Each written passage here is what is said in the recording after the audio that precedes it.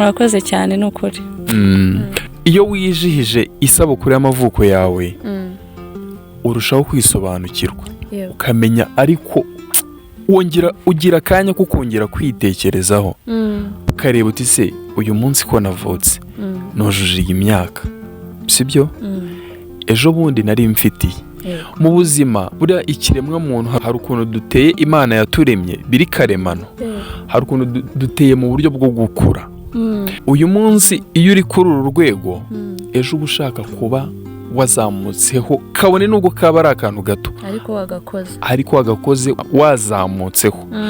Ejo undi munsi ukurikiyeho uba ushaka ko hari urundi rwego uba uriho.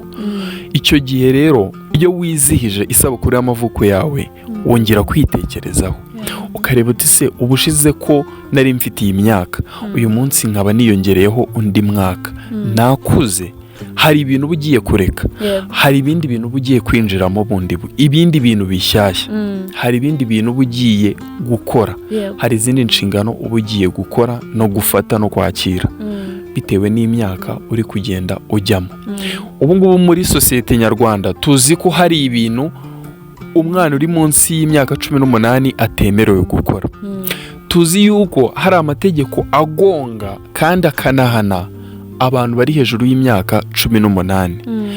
Nicyo nakubwiraga rero, kwizihiza isabukuru y'amavuko yawe ni ikintu gikomeye cyane kuko wongera kwitekerezaho, urahinduka ugatekereza uti se umwaka ushize ko nari ndi kuri uru rwego, uyu mwaka ngiye kuba ndi ku ruhe rwego. N'inshuti zirahinduka, ugahindura inshuti bitewe n'intambwe ugiye gutera. Ntabwo wahora mu biganiro by'abana kandi uri gukura, sibyo?